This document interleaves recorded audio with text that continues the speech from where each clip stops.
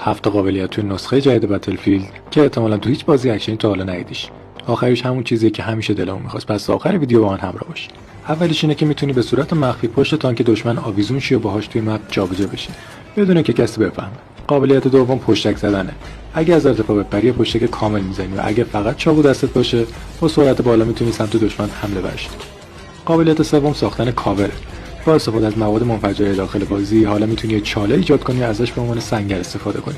چهارمین قابلیت اینه که میتونی روی هر سد شی داخل بازی کاور بگیری، نه فقط پشت دیوارهای از پیش تعیین شده. و این یعنی آزادی عمل واقعی. یه قابلیت خفن دیگه هم اینه که میتونی وقتی تفنگ دستته همزمان با چاقو ضربه بزنی بدون اینکه لازم باشه سلاحتو عوض کنی. ششمین قابلیت که یکی از باحال‌ترین قابلیت هاست اینه که میتونی وسط درگیری استاپ بزنی و اجزای اسلحه‌تو عوض کنی. و اما آخریش و مهمترینش اینه که اگه هم تیمت زخمی شد میتونی بلندش کنی و جابجاش کنی و ببری به یه جای امن دور از دید دشمن تا راحت‌تر ریوایوش کنی. اگه از این سبک محتوا خوشت میاد حتما یه سر پیجم بزن.